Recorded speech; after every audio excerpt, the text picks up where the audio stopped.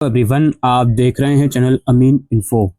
इस वीडियो में हम बीकॉम प्रोग्राम सेमेस्टर 3 एनईपी के फाइनेंशियल मैनेजमेंट का क्वेश्चन पेपर और पीवाईक्यू डिस्कस करने वाले हैं। पेपर 90 मार्क्स का आएगा और 3 घंटे का आपका एग्जाम रहने वाला है। सिंपल कैलकुलेटर पेपर में अलाउड है और जो पीवीएफवी टेबल होता है, प्रेजेंट वैल्यू फ्यूचर वैल्यू, वो टेबल भी अलाउड है। आंसर पूरा पेपर इंग्लिश में या फिर हिंदी में दीजिएगा। तो आइए डिस्कस करते हैं पेपर को। इसके अंदर जो हमारा पहला क्वेश्चन है, इसको मल्टीपल पार्ट्स में डिवाइड करा गया है। इसका ए पार्ट है, financial management is concern with the solution of 3 major decision a firm must make, the investment, the financing and the division decision. Explain this statement highlighting the inter relationship amongst these decision. तो FM के अंदर जो 3 तरह के decision होते हैं उन्हें आपको ब्रीफली एक्सप्लेन करना है और तीनों के बीच जो रिलेशनशिप होती है वो आपको बताना है कि एक डिसीजन दूसरे डिसीजन से कैसे रिलेट करता है। उसके बाद बी पार्ट है, mister Mohan has got huge amount of his salary arrears, he want to invest some of his arrears for the purpose of higher studies of his children, he requires 1,50,000 for his son and 170,000 for his daughter after 5 years and 7 years respectively for the purpose. Find out the amount of deposit that will produce these future cash inflow if invested at the rate 10% per annum. तो आपको बताना है कि कितना amount उनको अभी जो है डिपॉजिट करना पड़ेगा 10% के हिसाब से, सो दैट इन फ्यूचर 5 और 7 साल के बाद जो भी रिक्वायरमेंट है उनके बच्चों की स्टडी के लिए वो फुलफिल हो पाए। ये बी पार्ट है 4 मार्क्स का। उसके बाद इसका इंटरनल चॉइस में क्वेश्चन है, explain profit maximisation and wealth maximisation goals, which of these in your opinion is more effective for financial decision making. इसका बी पार्ट है, Pananya plans to purchase a new mobile phone in 5 years, 5 सालों में नया mobile phone purchase करने को plan कर रहे हैं और एक्सपेक्टेड प्राइस जो है फोन की वो 1 लाख रुपए होगी उस टाइम पे। Given an annual interest of ₹8%, how much should Pananya invest today to reach this amount in 5 years। तो ये भी पीवीएफई वाला क्वेश्चन है कि अभी कितना अमाउंट उसको इन्वेस्ट करना चाहिए सो दैट 5 सालों के बाद वो अमाउंट जो भी 1 लाख की रिक्वायरमेंट है उतना हो जाए 8% रेट के हिसाब से। तो ये 4 मार्क्स का ये क्वेश्चन हो गया। तो इस तरीके से पहला क्वेश्चन यहाँ पे हमारा समाप्त हुआ। क्वेश्चन नंबर 2 है, briefly explain the various discounting techniques to evaluate capital budgeting proposals. ये भी थ्योरेटिकल पार्ट है, 6 मार्क्स का। इसके बाद इसके बी पार्ट में क्वेश्चन है, RP and sons limited is considering replacing one of its existing machine which is currently valued at ₹4 lakh, the machine can be sold at its book value of ₹90,000। वो अपनी current machine को replace करने की सोच रहे हैं जो करेंटली 4 लाख की जिसकी वैल्यू है। मशीन जो है 90,000 की जो उसकी बुक वैल्यू उस पर सोल्ड हो सकती है और उसकी रिमेनिंग यूजफुल लाइफ जो है 5 साल है। 5 साल है और कोई साल्वेज वैल्यू उसकी नहीं है। It is being depreciated at a rate of 20% per annum using the written down value method. ठीक है, डेप्रिसिएशन का मेथड बता दिया उन लोगों ने। The new machine which cost ₹4 lakh can be sold for ₹2.5 lakh after 5 years। जो नई मशीनरी है 4 लाख वाली वो 5 साल के बाद 2.5 लाख रुपए की बिक सकती है। When it will no longer be needed, जब इसकी जरूरत नहीं होगी। It will be depreciated at a rate of 30% per annum, also using the written down value method। तो ये भी डेप्रिसिएशन का जो उसका मेथड है 30% है इस नई मशीनरी का जो परचेज करने की सोच रहे हैं, वो इन लोगों ने बता दिया।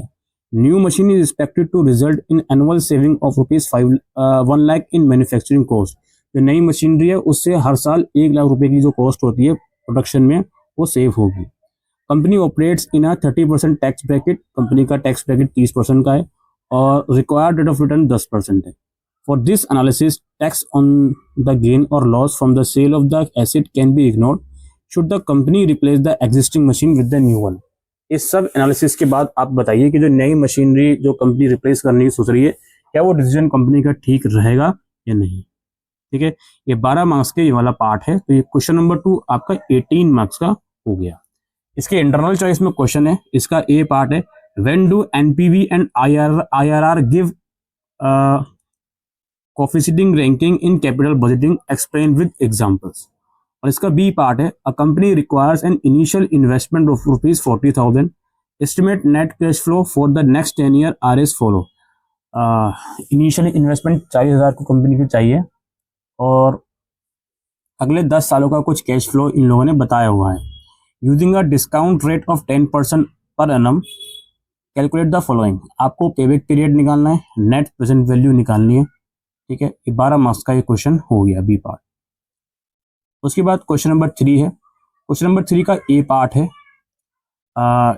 शाय FT limited has the following book value capital structure.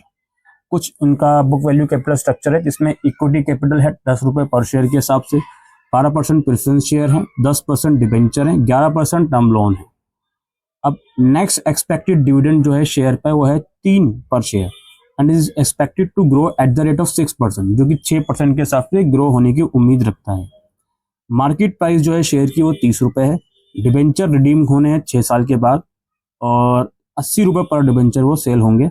Income tax 40% है। आपको WACC निकालना है मार्केट वैल्यू प्रोपोर्शन को यूज करके। 9 मार्क्स का ये वाला पार्ट हो गया क्वेश्चन नंबर 3 का। इसका बी पार्ट है, Haldiram company private limited provides the following data. एक कंपनी का डेटा गिवन है, सेल्स है, कंट्रीब्यूशन है, वेरिएबल कॉस्ट है उसके अंदर, सेल्स के अंदर फिक्स कॉस्ट है, अर्निंग EBIT है, इंटरेस्ट लेस करा उसमें से उन लोगों ने। ठीक है, उसके बाद आपको कुछ चीजें कैलकुलेट करनी है। By what percentage will the EPS यानी earning per share increases if EBIT earning before interest and tax increase by 6%, और by what percent will EBIT decrease if sales decrease by 10%, और by what percent will the EPS increase अगर sales increase होते हैं 15% से। ये तीनों चीजें calculate करनी है 9 मार्क्स में। ठीक है, तो ये हो गया आपका इस वाले क्वेश्चन भी। ये बी पार्ट 9 मार्क्स का हो गया। इसका सी पार्ट भी है, what are the assumptions of MM theory, explain मोडिजेंट and Miller's proposition 1 without taxes, how does capital structure affect the firm's value in this proposition. ये भी आपका 9 मार्क्स में हो गया। तो ये वाला क्वेश्चन आपका 27 मार्क्स का हो गया जिसके 3 पार्ट्स हैं। अब इसके इंटरनल चॉइस में भी क्वेश्चन है, इसका ये पार्ट है, chaos private limited has the following capital structure. Capital structure company का अगेन गिवन है। एक्सपेक्टेड डिविडेंड जो है इक्विटी शेयर पे वो 7.2 है। डिविडेंड जो है वो 7% पर एनम के हिसाब से ग्रो करेगा। मार्केट प्राइस जो है शेयर की 60 रुपए है। प्रेफरेंस शेयर करंटली 75 रुपए के हिसाब से और रिडीमेबल होंगे 10 साल के बाद। डिबेंचर सेलिंग होंगे 80 रुपए पर डिबेंचर। इनकम टैक्स 40% है। आपको WACC निकालना है बुक वैल्यू वेट की मदद से। ये भी 9 मार्क्स का हो गया। फिर बी पार्ट है, distinguish between operating and financial leverage, how are the two can be measured, examine the significance of combined leverage in the financial planning of the firm. ये भी 9 मार्क्स का हो गया। फिर सी है, Zomato limited and Swiggy limited provide the following information. ये company की एक इन्फॉर्मेशन है, EBIT डेप्ट है, ठीक है, कॉस्ट ऑफ इक्विटी है, स्विगी लिमिटेड की फिर इन्फॉर्मेशन गिवन है। अब आपको कुछ चीजें कैलकुलेट करनी है। Calculate overall cost of capital and value of the firm using net income approach. NI approach की मदद से ये चीजें कैलकुलेट करनी है आपको। जोमेटो लिमिटेड की अलग करनी है, स्विगी लिमिटेड की अलग करनी है। If the Zomato limited increase total debenture from ₹5 lakh to 7 lakh, what will be the effect on the value of the firm and overall cost of capital। अगर डिबेंचर बढ़ जाते हैं तो इसका इफेक्ट क्या होगा फर्म की वैल्यू पर और कॉस्ट ऑफ कैपिटल पर। थर्ड पार्ट है, Swiggy limited raise the extra fund 15% debenture of ₹3 lakh, what will be the effect on the value of the firm and overall cost of capital। अब Swiggy limited भी 15% debenture raise कर ली थी तो इसका भी उसके ऊपर क्या इंपैक्ट होगा ये आपको बताना है। तो ये भी आपका 9 मार्क्स में हो गया। इसके बाद अगला क्वेश्चन आता है क्वेश्चन नंबर 4। इसका ए पार्ट है, इसमें आपको शॉर्ट नोट लिखना है स्टेबिलिटी ऑफ डिविडेंड और गवर्नेंस मॉडल पर 6 मार्क्स में। फिर इसका बी पार्ट है, Mahalakshmi limited has 50,000 equity share of ₹100 each. Share of the company are currently quoted at par in the market. Company proposes to pay dividend of ₹7 per share at the end of current financial year. It belongs to risk class having estimated capitalization rate of 15%. Using MM model, find the price of company's share at the end of year when dividend is paid and when it is not paid। तो आपको साल के आखिरी में company के share की price बतानी है जब डिविडेंड पे कर दिया जाए और जब ये नहीं पे करा जाए। इसके अलावा also find the number of shares that must be issued if company needs ₹6 lakh and it expect to make net income of ₹4,10,000 when dividend is paid and when it is not paid। तो दोनों condition में dividend pay हुआ है या नहीं पे हुआ है आपको बताना है कि कितने शेयर कंपनी को इशू करने चाहिए अगर कंपनी को 6 लाख रुपए का ज़रूरत है और वो 4 लाख रुपए 10,000 के हिसाब से इनकम करनी चाहती है।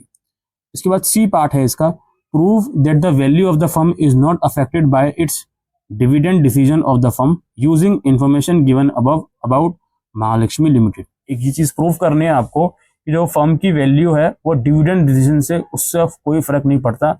आपको इसको ऊपर दिए गए एग्जाम्पल्स की मदद से एक्सप्लेन करना है। तो ये 12 मार्क्स का हो गया। क्वेश्चन नंबर 4 का बी पार्ट 18 मार्क्स का हो गया टोटल। इसका इंटरनल चॉइस में क्वेश्चन है, explain the approach of irrelevance of dividend to the value of firm along with its limitation. ये 6 मार्क्स की थ्योरी है आपकी। फिर बी पार्ट में आपको कुछ इंफॉर्मेशन गिवन है। विवान लिमिटेड की कुछ रिपोर्ट है, एनुअल रिपोर्ट। इसमें अर्निंग है, नंबर ऑफ इक्विटी शेयर्स हैं, इन्वेस्टमेंट पे रिटर्न है, कॉस्ट ऑफ इक्विटी है। अब आपको कुछ चीजें कैलकुलेट करनी है। What would be the dividend per share using Walter model if we want to keep share price at ₹45। अगर शेयर प्राइस को 45 रुपए रखेंगे तो डिविडेंड पर शेयर कितना होगा, वोल्टर मॉडल की मदद से बताएं। Also dividend payout ratio भी कैलकुलेट करें। सेकेंड पार्ट है, what will be optimal dividend payout and market price at optimal dividend payout ratio. Optimal dividend payout ratio पे market price और पे out कितना होगा वो आपको निकालना है। फिर सी पार्ट है, what will be the market price at 100% dividend payout ratio. Also analyse the impact of change in dividend payout ratio on market the price of share in the above question. ये भी 12 marks का इसका हो गया। तो fourth question 18 marks का हो गया। इसके बाद लास्ट क्वेश्चन, क्वेश्चन नंबर 5 है। इसका फर्स्ट पार्ट है, आपको डिफरेंस अप्रोचेस बताने हैं financial working capital requirement. Explain the different approaches for financial working capital requirement. किसी कंपनी की कैपिटल रिक्वायरमेंट के लिए क्या क्या चीज़ें कंसिडर करी जाती हैं वो चीज़ आपको बतानी है, कौन कौन से अप्रोचेस उसके होते हैं। तो इसका बी पार्ट है, messrs Ahuja provide you the following information, estimate the net working capital requirement for the project. इस प्रोजेक्ट के लिए कितनी कैपिटल की रिक्वायरमेंट होगी, वर्किंग कैपिटल की, वो आपको बताना है। कॉस्ट पर यूनिट गिवन है आप लोगों को, रॉ मटेरियल का, लेबर का, ओवरहेड का, जिसमें डेप्रिसिएशन भी इंक्लूड है, टोटल कॉस्ट बता दिया गया। एडिशनल इन्फॉर्मेशन में सेलिंग प्राइस है 150 per unit, level of activity 20,000 unit of production हर साल, रॉ मटेरियल स्टॉक में है 2 वीक, एवरेज 2 वीक्स का, वर्किंग प्रोसेस जिसमें से 60% कंप्लीट हो चुका है, अज्यूम करना है, ठीक है वो भी 2 वीक्स का है एवरेज। और फिनिश गुड जो है स्टॉक में 3 वीक्स के होते हैं। क्रेडिट अलाउड कर रहे हैं सप्लायर एवरेज 2 वीक्स के लिए, और हम जो क्रेडिट अलाउ कर रहे हैं अपने डेटर्स को वो एवरेज 4 वीक्स के लिए। Lag in payment of wages average वो 1.5 वीक्स का है, और कैश एट बैंक जो एक्सपेक्ट करते हैं हम 30,000 का है।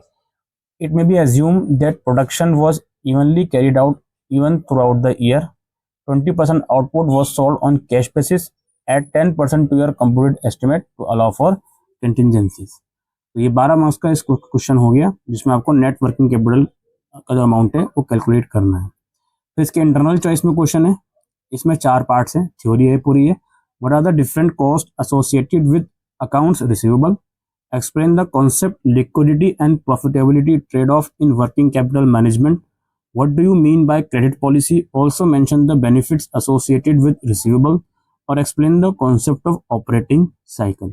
ये थ्योरेटिकल क्वेश्चन जो इंटरनल चॉइस में आया है वो आपको देखने को मिलेगा।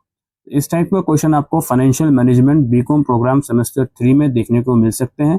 ऑब्वियसली क्वेश्चंस थोड़े अलग होंगे, लेकिन पैटर्न वगैरह बिल्कुल आपको इसी तरीके का देखने को मिल सकता है। उम्मीद करता हूँ ये वीडियो आपको यूजफुल लगी हो, तो वीडियो को शेयर कीजिएगा। Thank you.